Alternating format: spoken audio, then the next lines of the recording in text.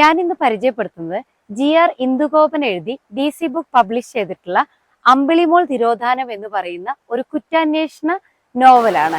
2003 വയനാട്ടിൽ സന്ധ്യാസമയം കളിച്ചുകൊണ്ടിരുന്ന 3 വയസ്സുകാരികളായ ഇരട്ട കുട്ടികളിലെ ഒരാൾ പെട്ടെന്ന് അപ്രത്യക്ഷമാകുന്നു. 20 വർഷങ്ങൾക്ക് ശേഷം അമ്പിളിയുടെ സഹോദരി പഠിച്ച് ഒരു വക്കീലാകുന്നു. അവൾ തന്റെ സഹോദരിയെ ഹാജരാക്കണമെന്ന് ആവശ്യപ്പെട്ട് കോടതിയിൽ ഒരു ഹേബിയസ് കോർപ്പസ് രജിസ്റ്റർ ചെയ്യുന്നു. ഇതോടെ കേസ് വീണ്ടും പുനരാരംഭിക്കുന്നു. കേസുമായി ബന്ധപ്പെട്ട് പ്രഭ എന്ന സാധാരണക്കാരന് വലയിലാകുന്നു. എന്നാൽ ഇയാളുടെ നിരപരാധിത്വം തെളിയിക്കാനായി പോലീസ് അവസരം നൽകുന്നു. ഒരേ സമയം പ്രതിയും അന്വേഷകനുമായി പ്രഭ നടത്തുന്ന ഒരു യാത്രയാണ് ഈ നോവലിന്റെ കാതൽ. നോവലിന് ഒരു ഒഴുക്കുണ്ട്.